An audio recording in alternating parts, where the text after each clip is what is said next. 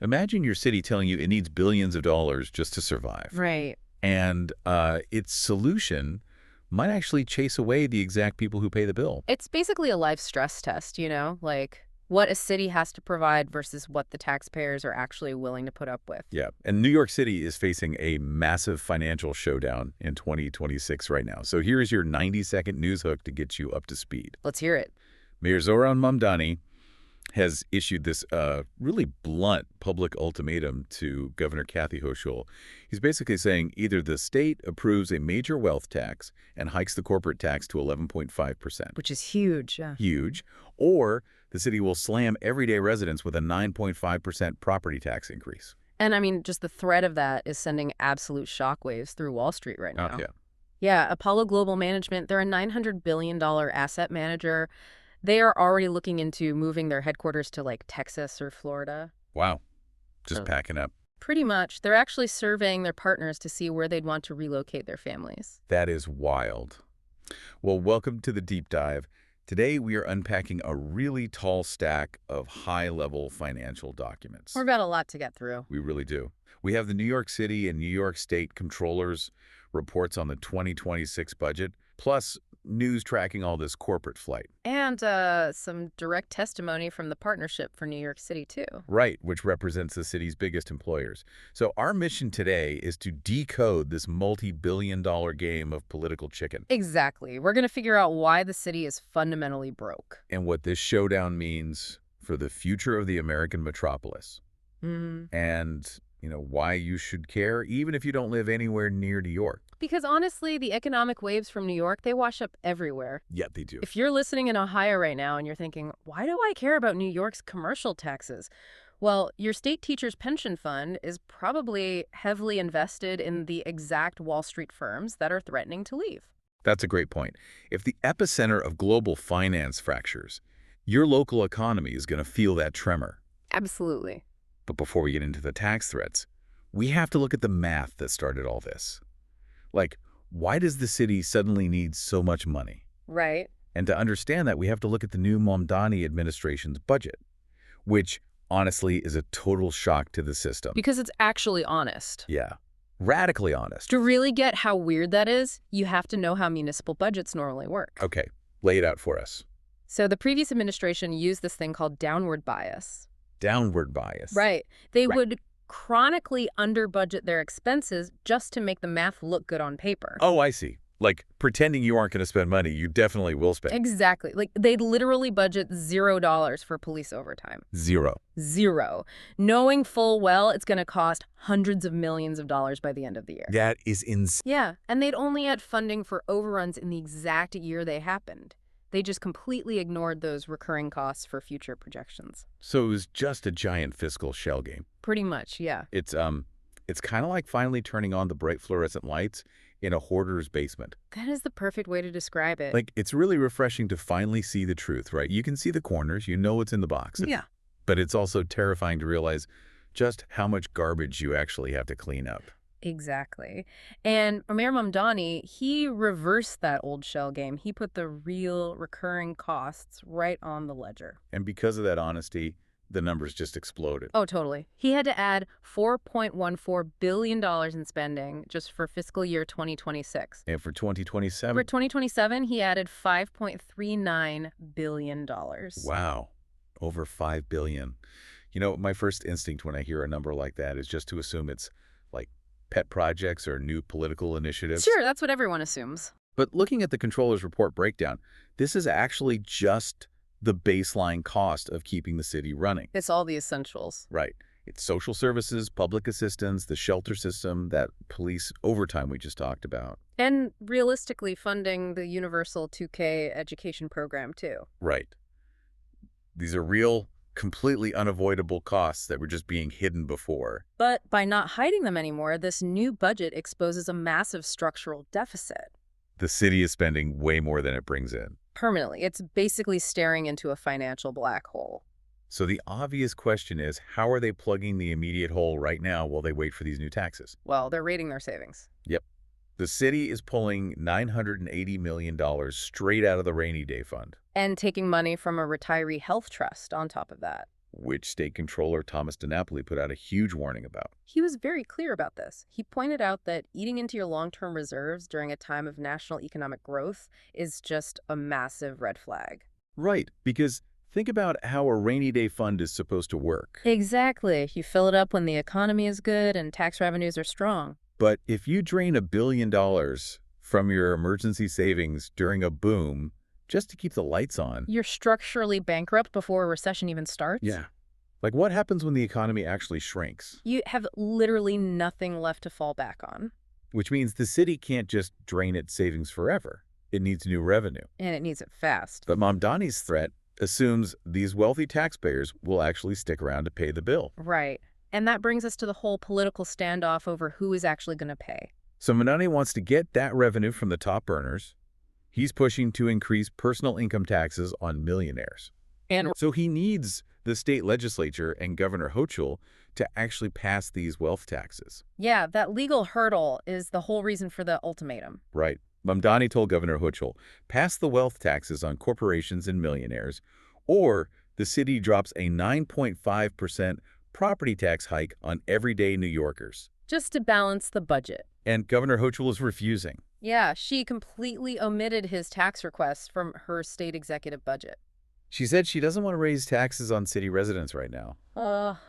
But I really want to push back on the mechanics of this 9.5% threat. Let's do it. Like, how does a property tax actually function in the real world? Is this just political chicken? Well, if the state calls his bluff and that property tax hike actually hits. Won't landlords just pass that massive cost directly onto the renters? Oh, absolutely. Doesn't that just hurt the exact working class people this whole budget is supposed to be helping? Yes.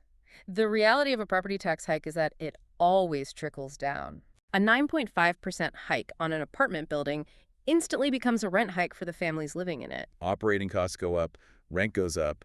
Renters will definitely feel the pain, but the city feels like it has no other mathematical option. Which brings up something really concerning in the controller's report. The over-reliance on a narrow tax base. Exactly. Let's break down what a narrow tax base actually means for you listening. It's crucial to understand this part. New York City's financial health relies heavily on a tiny pool of wealthy workers. Mostly in the securities and finance industry. Right. We're talking Wall Street bonuses, capital gains. A fraction of the population pays for a massive percentage of the city's whole operating budget. And if you squeeze that tiny pool too hard with wealth and corporate taxes, your whole revenue stream becomes wildly volatile. You're basically betting the survival of the city's schools and transit on a very small group of highly mobile people. Hoping they just decide to stay. And that assumption is colliding with reality right now because the corporate sector is reacting really strongly. Oh, yeah, they are. Let's talk about Steven Fulop to get their perspective, He's the new president and CEO of the Partnership for New York City. which is a huge business advocacy group representing the largest employers. And Fulop has a very specific, unique background for this fight. Yeah, he's a former Marine, a Goldman Sachs alum, and he was the 3-term reform mayor of Jersey City. So he intimately understands municipal budgets. But he also gets how Wall Street boardrooms make decisions. He's literally sat on both sides of the table. And he testified that combining this proposed state corporate tax hike with the existing city taxes would be devastating. Right, he said it would push the total marginal corporate tax rate to 22.5%. Which is just staggering. Let's clarify what a marginal corporate tax rate means for everyone, because that number sounds crazy high. Yeah. Companies don't just pay one tax. They pay a federal tax, a state tax, and a city corporate tax. Right. When you stack all of those layers on top of each other, the last dollar a corporation earns in New York City would be taxed at 22.5%. And Fulop bluntly calls that rate absolute suicide for NYC. He actually called it a gift for New Jersey. Yeah. It would make New York one of the most expensive places on earth to do business. Which brings us back to Apollo Global Management. Managing $900 billion in assets. And they're actively scouting Texas and Florida. Right, asking their partners where they want to move their families. It's not just lobbying, these are active real estate moves. Wait, okay. I have to challenge this narrative a bit. Go for it. Because we hear billionaires and massive corporations threaten to move to Florida every single time a new tax is brought up. That's true. It's a tale as old as time. Right. But Wall Street's infrastructure is so deeply entrenched in Manhattan. The talent, the networking, the global capital, it's all right there. So you're wondering if they're bluffing. Yeah. Do companies really uproot their entire lives and infrastructure just for a tax rate? Hmm. Or is Fulop just lobbying really loudly to get some leverage? Well, Philip actually addressed this exact skepticism in his testimony. Oh, he did? Yeah. He warned that the real danger isn't some sudden, dramatic mass exodus. Right, where everyone just packs a moving truck overnight. Exactly. The real danger is what he calls a steady drift. A steady drift. I like that term. It's like corporate ghosting. That's exactly what it is. A company doesn't break its 20-year commercial lease today. They just quietly sign their next 500-person expansion lease in Dallas instead. Yes. Or they freeze new hiring in New York, but ramp it up in Miami. So the damage doesn't show up in tomorrow's tax receipts. No, it shows up a decade from now when the whole center of gravity has just shifted completely. Wow. And other states are actively hunting for this business? Oh, Texas is laying some highly lucrative traps right now. They have zero business income tax. And they are literally building a new Texas stock exchange to rival Wall Street's monopoly. And it's working. Last year, Texas actually surpassed New York in financial services employment. Which is a historic shift in the American economy. It really is. So the city is structurally broke, and the businesses are threatening to slowly ghost them. Right. But zooming out even further, the global economic weather is making all of this even more dangerous. The comptroller's report calls it a perfect storm of macroeconomic headwinds. And these are global forces that directly impact the city budget. Right, starting with geopolitical risks, like hostilities with Iran threatening global energy prices. Because a spike in oil and gas crushes consumer confidence. Exactly, which just slows down the whole local economy. But let's trace the domino effect of these global risks, because it's fascinating how connected it all is. It really is. Take China and Taiwan. How does a conflict in the Pacific Ocean translate to a budget shortfall in a Manhattan public school? It comes down to the supply chain. Okay. Tensions in Taiwan threaten the advanced semiconductor supply chain. Right. The chips. Right. If that breaks, the massive tech companies take a huge hit. And Wall Street relies heavily on those tech stocks for market growth right now. Exactly. So a crash in the tech sector cascades directly into New York's finance sector. Wall Street profits drop. Yep. The year-end bonuses tied to those stocks just evaporate. And when bonuses evaporate, the city's income tax revenue plummets. And suddenly the city has to slash school budgets to make up the difference. It's a direct chain reaction. And it's not just overseas stuff. Federal policy is throwing curveballs, too. Unpredictable tariffs are creating massive corporate anxiety. When corporations are anxious, they stop hiring and they delay investments. And the controller's report also points to the threat of widespread deportations under the federal administration. Which is a huge factor. New York heavily relies on immigrant workers for its core industries. Construction, healthcare, food services. Right. If that labor force shrinks, you get acute labor shortages. Projects halt. Businesses can't run at full capacity. And the cost of basic services just skyrockets. The final headwind the report highlights is artificial intelligence. AI is a fascinating and really unpredictable dual threat here. Yeah, let's look at the first scenario, where AI works perfectly. AI acts as a massive labor substitute. Yeah. And we're not talking about factories. No, we're talking high-paying, white-collar New York jobs. Law, finance, accounting. If AI causes mass unemployment in those high-income sectors, The consumer spending that keeps restaurants and theaters alive just drops off a cliff. that's the AI works too well scenario. Right.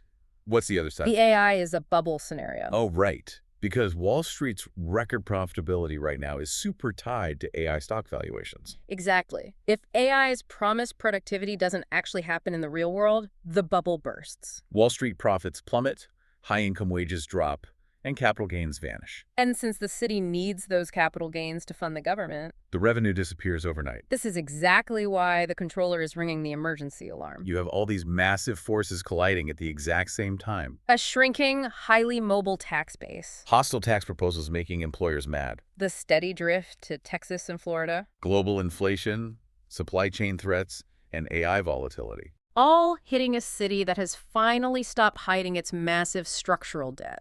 And is already raiding its emergency savings. It's the definition of fiscal vulnerability. It really is. So let's just summarize this intense balancing act. Okay. On one side, you have Mayor Mamdani trying to honestly fund critical social services. He's showing the real math for the first time in years. exposing the true cost of the metropolis. But to pay for it, he feels he has to target the wealthy and corporations. And on the other side, Steven Fulop and the business community are warning that a 22.5% tax rate will accidentally evict your biggest source of revenue, Turning a slow ghosting into a full stampede. leaving the city unable to support itself. It is such a delicate, deeply dangerous tightrope. There's just no easy mathematical solution that doesn't involve immense pain for someone. Whether it's corporations paying a wealth tax Yeah. or everyday renters absorbing a property tax hike. Exactly.